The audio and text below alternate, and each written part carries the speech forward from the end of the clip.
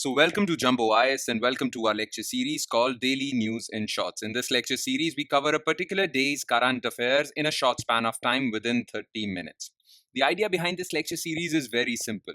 You see, current affairs are very important for your civil services examination, and to get a good grasp on current affairs, you need to cover them on a daily basis. But the problem is that you can't spend your entire day just reading the newspaper or covering that day's current affairs. Therefore, to facilitate you guys, we have come out with this lecture series in which we'll cover the entire day's important current affairs within 30 minutes. Okay? The idea is that you should cover your current affairs in a short span of time so your entire day is freed up to study other parts of UPSC syllabus. All right? Now, just watching this lecture within 30 minutes is job half done, would be job half done. What do you need to do after watching this lecture? Well, just after watching this lecture, you need to revise this lecture as well. Okay, you need to revise these current affairs as well because revision helps you to remember these current affairs for longer periods of time, or else you'll quickly forget them in a matter of couple of days. Okay, so revision is very important. Now you can revise these current affairs from the notes provided by us. Now these notes shall be available on our Telegram channel. And where can you find our Telegram channel? Just below this video, in the comment section, I have shared a link to our Telegram channel. All you have to do is just click on that link. It'll take you to our Telegram channel, and from there you can download the notes for this lecture. After downloading the notes, you just have to spend another 20 to 25 minutes revising them. It will hardly take 20 to 25 minutes. That's it. So 30 minutes of watching this lecture, 20 to 25 minutes of revising this lecture, and in about 50 minutes time, you'll be done for the day as far as current affairs are concerned. You don't have to worry about them. Your entire day is freed up and now you can spend it as you want it. Okay? All right.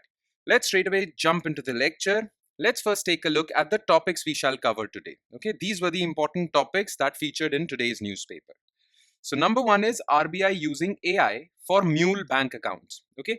Now, this is a new development. RBI has said that in its effort to crack down on Mule bank accounts, it has developed an AI tool, artificial intelligence tool. So we'll talk about Mule bank accounts. What are they? And what is this tool developed by RBI which will help RBI in its fight against financial fraud, basically. Okay, so this is topic number one, which is related to economics, GS3. Then RBI's hedge against dollar reliance. Few lectures back, we talked about Donald Trump's threat to BRICS countries. Remember BRICS countries that if they develop an alternative currency to US dollar, he would penalize them. He would put 100% tariffs on their exports coming to US. Now that's a significant threat. Now India has replied. India says that it has no intention of replacing dollar, but India is taking steps to hedge its bets against US dollar. It wants to de-risk its dollar strategy, or basically it wants to stop this thing of completely relying on US dollar. You cannot completely rely on one currency. Okay, so we'll talk about this issue. This is again related to economics, GS3. Then recently you must have heard about it. Bashar-al-Assad, the president of Syria, has been removed. A revolt took place, a civil war took place, and he has been removed. He has gone to an undisclosed location in Russia. He has fled the country. So we'll talk about his regime in Syria, and we'll also talk about the background of this conflict in Syria. Okay, this is related to international relations, which is GS2. Then you all know about WAQF properties and the controversy surrounding it. Government of India has tabled a bill called WAQF Amendment Bill. Plus, recently, Archaeological Survey of India has come out with a survey alleging that some of its archaeological sites have been declared WAQF properties. So what is a WAQF property? We'll try to understand the background of this issue. All right. So we'll talk about this. This is related to Indian culture, history. So basically GS1. And in the end, we'll talk about Oilfields Amendment Bill recently tabled and passed by Rajya Sabha. So what is this Oilfields Amendment Bill and how will it impact center-state relations? So because of center-state relations, it is GS2 Indian polity. All right. So we'll be focusing on all of these 5 issues. Please pay close attention. Please give me your 100% and do revise these current affairs just after watching this lecture. All right. Let's begin this lecture by topic number 1, starting with topic number 1, which is RBI using AI for Mule bank accounts. Okay.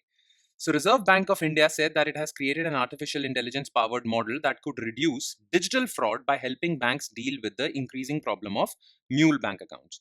So basically, mule bank accounts are those accounts through which criminals, underworld, terrorists conduct financial fraud. Okay, they use these accounts for money laundering. So criminals use these accounts for money laundering, for financial fraud, for digital financial fraud, and all sorts of illegal activities. Now, these mule bank accounts need to be stopped, and banks have been finding it increasingly difficult to stop this activity of mule bank accounts, right? So RBI has launched an AI powered tool called mulehunter.ai. It was developed by RBI's Innovation Hub, Reserve Bank Innovation Hub, which is headquartered in Bangalore. It is a subsidiary company of RBI. So, first of all, the question is, what are mule bank accounts? All right, so first let's talk about this. So what is a mule account? So mule account is a bank account, simple bank account, which is taken over by criminals. Okay. Let's suppose you have a bank account and it has very less activity. You don't use that bank account that much. Okay. But it is in your name. A criminal would approach you, give you a lot of money, or he would approach you and threaten you. Okay. And will say that from now on, we will use your bank account. Okay, the bank account is in your name, but we will be operating it. So in case there is any problem, in case there is any legal problem, you will be held responsible. Okay, now these accounts which are in the name of normal civilians but are used by criminals are known as mule accounts. Okay, and they are used by criminals for illegal activities, for money laundering drug money, human trafficking money, and whatnot. All right, now when such incidents are reported that this particular account is showing suspicious activity, when a bank gets to know that this particular account is showing suspicious activity, then that person is called on whose name that bank account was opened, and police starts to investigate and interrogate that person. That person is held responsible, despite the fact that he was maybe not responsible for all the activities in his account, because his bank account was being operated by the criminals. Okay, and through this, these criminals somehow shield their illegal activities. Okay, they never get caught because the bank account was never in their name only, right? So this is the situation. Now, it has been very difficult for banks to identify these mule bank accounts. That is why this new AI tool has been launched, Mule Hunter AI. Okay, again, you know which organization launched it? RBI's Innovation Hub in Bangalore. Right now, what sort of steps have been taken in the past with respect to mule accounts? This is a new AI tool, but surely RBI must have taken some other steps also, right? Now, RBI has been taking various measures in coordination with banks and other stakeholders to prevent and mitigate digital frauds in financial sector. RBI had issued some guidelines also for various banks for strengthening cyber security, because most of these mule bank accounts are operated through digital technologies. So RBI issued some guidelines for these banks to strengthen their cyber security, cyber fraud prevention, transaction monitoring. Okay. Currently, RBI is also running a hackathon in which different people, different cybersecurity experts would come with suggestions to stop this menace of mule bank accounts online. Okay. Now, the theme of this hackathon is zero financial frauds. Again, the idea is to find solutions to this specific problem in particular, and the problem of digital financial frauds in general. Okay. Plus, recently, Department of Financial Services Secretary, which is under Ministry of Finance, had a meeting with officials from RBI, Indian Cybercrime Coordination Center, I4C, which is under Home Ministry, NABARD, and other representatives from public and private sector banks. They had a meeting and the objective of that meeting was to come out with solutions to this problem. Okay, one solution is muleaccount.ai, mulehunter.ai, right? But there should be other solutions as well. So this meeting took place for those other solutions. All right, I hope you understood this. Okay, so now you know what mule accounts are, and now you know that RBI has come out with a new AI tool. Just remember the name of this AI tool, because an MCQ can be constructed out of this. All right, now let's move on to our second news item, which is again related to RBI, and that is RBI's hedge against dollar reliance. Okay, recently, RBI Governor Shaktikant Das said that India is not pursuing de-dollarization. We are not pursuing de-dollarization. And that recent measures taken by India shouldn't be seen in the light of de-dollarization. We took those steps to basically hedge our bets against dollar. So we took those steps to reduce our reliance on dollar. We are not de-dollarizing. We are just taking steps to not completely rely on US dollar. Okay. Now, these steps were perceived by Donald Trump as steps against or steps towards de-dollarization. Donald Trump, in fact, threatened BRICS countries that if they attempt to de-dollarize, he would take penal actions against them. Okay, so this anger shown by Donald Trump is really concerning, and that is why Indian External Affairs Minister, Indian Finance Minister, and RBI Governor have all said that we are not de-dollarizing, we are not against US dollar, we are just taking steps to reduce our over-reliance on US dollar. Okay, for example, RBI in 2022 took a decision to allow the opening of Vostro accounts. These are the accounts through which Russia and India can trade in rupees. India buys a lot of crude oil from Russia, but the payments for those crude for that crude oil consignment used to happen in dollar. But in 2022, when Russia invaded Ukraine, US had put Russia under sanctions. Therefore, Russia couldn't trade in US dollars. Now, this hampered India's trade with Russia, and therefore we started other mechanisms like opening up of Vostro accounts through which trade between India and Russia can happen in rupee, because dollar trade was prohibited for Russia because Russia was put under sanctions. Now, these steps were viewed as steps towards de-dollarization, which RBI governor has said that it's not. We are just hedging our bets. Okay, we are just finding alternative means. All right. Now, recently, not just RBI, but many other developing and emerging market economies have also attempted to reduce their reliance on dollars. You see, most of the central banks of the world have foreign exchange reserves, okay, which are known as forex reserves. Now, most of these reserves are made up of US dollar. Now, because US had put so many sanctions which jeopardized trade with certain nations, different central banks of different countries decided to reduce their dependence on US dollars. Now, these forex reserves are kept in US dollars, plus sometimes countries use gold in these reserves. So these foreign exchange reserves have US dollar, they also have gold. So what the countries tried to do meanwhile, because US was putting sanctions on various countries, trade between different countries couldn't happen in US dollar. So that is why countries wanted to diversify from dollar. That is why these countries were trying to build up their reserves or trying to make their reserves more reliant on gold. That is why different countries, including India, started buying up gold. They wanted to make their reserves made up of gold instead of US dollars. Again, they wanted to reduce their dependence on US dollars, so they shifted to gold. And India was no different. That is why in the recent times you must have seen that gold prices have shot up. That's because central banks all over the world are buying up their gold reserves. Okay? De-risking through gold. RBI has increased gold purchases and has begun moving its gold held abroad back into the country. You see, the RBI owns a lot of gold, but some of its gold reserves have been kept in London for safekeeping. RBI has decided to bring back the gold it owns in London back to India. Again, RBI wants to increase the composition of its forex reserves with gold, in gold. Okay. The World Gold Council, which is a London headquartered international association for gold industry, also said that central banks had reported 60 tons of net gold purchases in October. So central banks have been buying gold because they want to reduce their reliance on US dollar. Okay. Earlier, their reserves were made up of US dollars, but now they are using gold for that. In fact, People's Bank of China in 2023 was the biggest buyer of gold than any other central bank. All right. Now, the thing is that the reason why India is telling US that we are not anti-dollar, because we know that if dollar declines, Chinese currency yuan would gain. Okay, in fact, that has happened also. The currency composition of official foreign exchange reserves, COFR, which is an organization under IMF, it has shown that globally there has been a decline in dollar reserves, but there has been an increase in yuan reserves.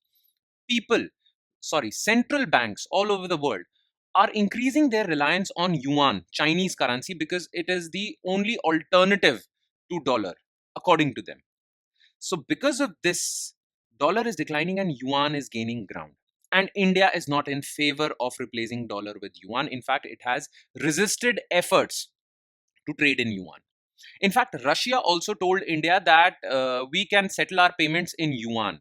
that would be better for us. Russia said that. But India resisted those attempts. So India is telling US that we are not in favor of de-dollarization because we know that after dollars decline, yuan would replace it. And we don't want Chinese currency to replace dollar. So that is why you should feel secured. We are not against you. Okay? This is the thing. All right? India is just saying that we are in favor of gold. Okay? But we are not anti-US dollars. Now, few minutes back or a few seconds back, we talked about World Gold Council. So let's talk about World Gold Council as well. Okay, information regarding this would also be important for you because an MCQ might be constructed out of this also. So what is World Gold Council? So it is a non-profit association formed in 1987 and its members are the world's leading gold mining companies. It's headquartered in London and it was established to promote the use of and demand for gold through marketing, research and lobbying. In fact, the world's first gold exchange traded fund was also created by WGC. Okay. Now, what are exchange traded funds? We'll talk about them in some other lecture. Okay. All right. Now let's move on to the third but the most important news item as far as global international affairs are concerned. Okay. That is the fall of Bashar-al-Assad in Syria. Okay. It has been almost 15 years since the civil war-like situation in Syria. Civil war has been going on in Syria for almost 50 years, and in this civil war, rebels were fighting against Assad and its army. Okay, till December this year or till November this year, Assad was in total control because of help from Russia and Iran. But now, suddenly, rebels became so powerful that they were able to overthrow Assad in a matter of 15 days. So for 15 years, Assad was in control, but in a matter of 15 days or so, in the last 15 days, rebels became successful in overthrowing Assad. On December 8, rebel forces overran the capital of Syria, Damascus, while Assad fled to an undisclosed location. Now, you need to understand the background of this entire issue. All right. So I'll try to explain the background of this Syrian civil war in a matter of few minutes. Okay. So please bear with me and give me your 100% attention. I'll try to explain it as quickly as possible. Okay. So the thing is that Syria is a majority Sunni country. Okay. Syria is a majority Sunni country. But its president and dictator Bashar al-Assad was a Shia. He belongs to a particular sect of Shias, which is called Alawite. Okay, so Syria was majority Sunni, but its dictator was a Shia Muslim. Okay, Bashar al-Assad. It is a complete mirror image of Iraq. Okay, Iraq was majority Shia, but it was led by a Sunni leader called Saddam Hussein. You remember Saddam Hussein, right? So Saddam was Sunni, but Iraq was majority Shia, right? Though Saddam was overthrown in 2003, Operation Desert Storm, US overthrew him and other things took over. Okay. But that was the situation in Iraq back then. Okay. And its complete opposite was Syria. Okay. Now, this Shia president of Syria called Bashar al-Assad, he took power in 2000. He became the president of Syria in 2000 and has been its president and dictator ever since. Now, the thing is that he was ruling all right, okay, in Syria. That was no problem at all. But the thing is that in 2011, a movement took place that shook the foundations of the entire Middle East. That movement of 2011 was called, very famous, you must have heard about it, Arab Spring. Okay. The thing is that West Asia and Northern Africa, the Islamic countries of these areas, West Asia and Northern Africa, were mostly dictatorships. In fact, all of them were dictatorships. Okay. So Middle East, West Asia and North Africa, which includes Egypt, Libya, Saudi Arabia, Iraq, Syria, Lebanon, all of these were dictatorships. Okay. Now, Arab Spring was a movement in this entire region to replace dictatorships with democracy. Okay, so Arab Spring of 2011 was a monumental moment in history when people in these countries rose up against their dictators. And these people became successful in some countries. They were able to topple the dictatorships in Tunisia. They were able to topple dictatorships in Egypt, Libya, and others. And similar attempts were made in Syria as well. Initially, the protests in Syria against Bashar al-Assad were peaceful, and they were about democracy, and they were about worsening economic situation, unemployment, price rise, and whatnot. But Bashar al-Assad brutally cracked down on those protests. Now, because of that brutal crackdown, those protests, which were initially peaceful, turned into a civil war. And the motivation for that civil war also had some sectarian roots also. Okay, it turned into civil war. It was a civil war. It became a civil war. And that civil war also brought the Shia Sunni fault lines. So most of the rebels fighting against Assad in this civil war were Sunni groups. Now, these Sunni groups were supported by Turkey, by Saudi Arabia, in fact, USA also. So most of the Arab countries, the Sunni Arab world, supported the rebels. And the Shias supported Bashar al-Assad. So Bashar al-Assad was supported by Iran, which is a Shia country, and he was even supported by Russia. Because of the support from Iran and Russia, Bashar al-Assad was able to crush this civil war. From 2015 onwards, he started gaining control over territories taken over by these rebels.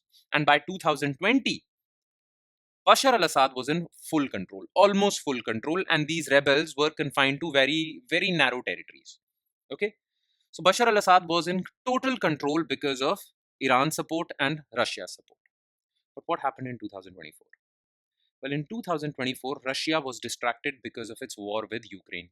Iran was distracted because of its war with Israel, because of its support to Hamas and Hezbollah, and Israel's crackdown on Hamas and Hezbollah. So Iran was distracted there, Russia was distracted with Ukraine, and therefore the rebels saw an opportunity to topple Bashar al-Assad because his supporters, Iran and Russia, are distracted.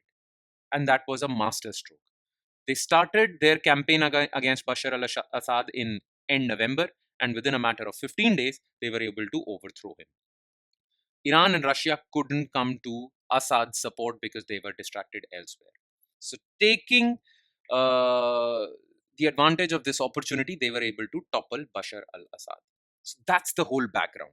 Remember, at the core of this issue was the Shia-Sunni conflict because Syria, unlike Iraq, is a majority Sunni country led by a Shia Muslim. Now, let's talk a bit more about Bashar al-Assad. Let's talk about his background because he seems quite Western in this photo, he and his wife, right?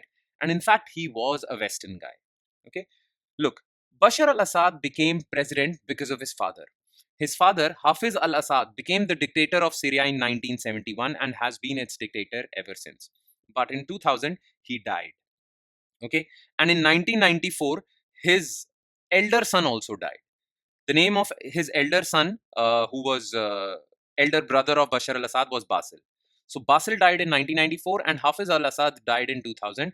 And therefore, Bashar al-Assad had no option to but to take control of Syria to succeed his father. In fact, Bashar al-Assad was not even interested in this. Bashar al-Assad was a doctor in London and he was staying there. Okay, he was in London. He was practicing his medicine practice, and he was completely out of touch with Syria. Okay, he was based out of London. He even married a famous investment banker of London, Asma Akras, and he was not interested in all of this. But since his brother's death, he had to come back to Syria. And when his father died, he had to take over uh, Syria. Okay, thing is, he was a reluctant person, and many people thought that because of his Western education and Western culture, he won't be that strong enough. Hafiz al-Assad was quite dictatorial. He was very strong. Bashar al-Assad won't be that strong. He would be more of a liberal. And because of his marriage with investment banker Asma Akras, he was considered to be a liberal and can easily be scared. Most people thought that he was a liberal. All right. But these misconceptions about Bashar al-Assad got a big jolt when in 2011 Arab Spring happened. People thought that because of his liberal background, Bashar al-Assad would concede against these protesters, but he cracked down on them brutally. more brutal than even his father. Okay, and from then onwards, his image as a liberal changed, and rest is history. All right, so this is who is Assad. Now maybe he's in Moscow because Russia is Assad's ally. All right. Now, what were India's relationship with Assad? So, India has had a friendly relationship with Assad. In fact, as recent as November 29th, the rebels started their campaign on November 27. 2 days after that, India held a sixth round of India-Syria Foreign Office consultations in which India supported Assad and India's relationship with Assad. But now that Assad is gone, on December 7th, Ministry of External Affairs asked all Indians in Syria to exercise caution and leave if they can. All right. So that was the situation between India and Assad. All right. I hope you understood all of this. All right. Now let's move on to our fourth news item, which is related to ASI survey and WAQF properties. Okay. Now, what was in the news? First, let's talk about that. So, during an internal survey, the Archaeological Survey of India has found that 250 of its protected monuments, ancient monuments, are currently registered as WAQF properties. Okay. WAQF properties. Now, WAQF properties are those properties that under Islamic law will be used for charitable purposes for the benefit of Muslims. All right. Now, ASI says that most of its protected monuments are registered as WAQF properties. Therefore, they cannot take enough steps to protect these monuments because they are not their property. They are WAQF properties. All right. Now, that is a controversial thing to say, right? Plus, other controversial things are that are currently going on. Currently, government came out with a WAQF amendment bill, which seeks to reduce the powers of WAQF board. Okay, I mean that is what is alleged, and that is why opposition members and many members from the Muslim community have opposed this amendment. So that is currently its review is currently going on in Parliament under a joint parliamentary committee. Right. So WAQF properties are in news, and for all the wrong reasons, controversial news basically. It has been in the news for quite some time, and it has been in the controversial news segment for quite some time. Now, what is important for us? When this bill will be passed, we'll talk about what are the major provisions of this bill. But the idea of including this topic in today's lecture was to understand what are WAQF properties. Okay? So first, let's talk about what are WAQF properties, because if you don't understand what are WAQF properties, you won't understand this news. You won't understand what this WAQF amendment bill is also all about. All right? So, what are WAQF properties? Okay. So, under Islamic law, under Sharia, any Muslim can donate his or her property for the welfare of Islam, for the welfare of Muslims, for charity. Okay, anyone can donate their property for charity under Islamic law. Now, technically, that particular property would then belong to Allah. Okay, that particular property would belong to God, and it would be used for charitable purposes for welfare of Muslims. Okay, so waqf property, waqf means that the ownership of the property is now taken away from the person making waqf and is transferred and detained by Allah. You cannot permanently sell this property also, because now it belongs to Allah. All right, and it will be used for welfare of Muslims or for charity under Islamic law. All right. Now, Waqf property, or the issue related to Waqf property, is regulated through Waqf Act 1995, which creates a mechanism for creation of a Waqf board. This Waqf board will manage this property, okay, which is donated. All right. Now, as per Waqf Act 1995, the board can declare any property or building as Waqf property. But for that to happen, they have to produce a proof of charity. Okay, they have to produce a proof that proves that this particular property was donated to Waqf board. Okay, now how can this proof be produced? Okay, but you have to remember that Waqf board can take over a property or declare a particular property to be Waqf property only after producing a proof of charity. All right, now what is this proof of charity? So in India, Waqf can be created through, first of all, a person signs a written deed that I am donating this property to Waqf, or he doesn't even have to sign a deed. He can just say that orally. He has to make an announcement without signing any document. He can make an announcement, I am transferring this property to Waqf, and that will be the case. Or if that property by that person was already donated for religious and charitable purposes, then after his death, that property would be taken over by Waqf.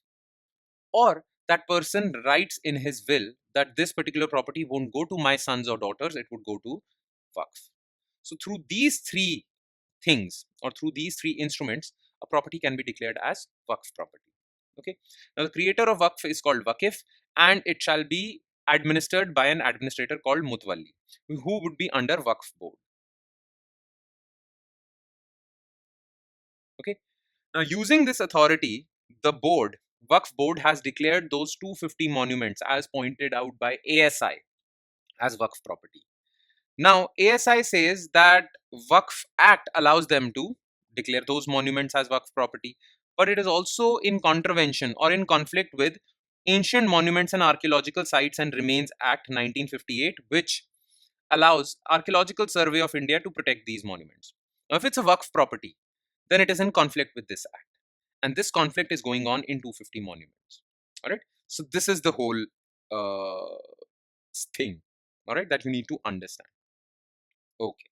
Now let's move on to our last news item, which is Oilfields Amendment Bill.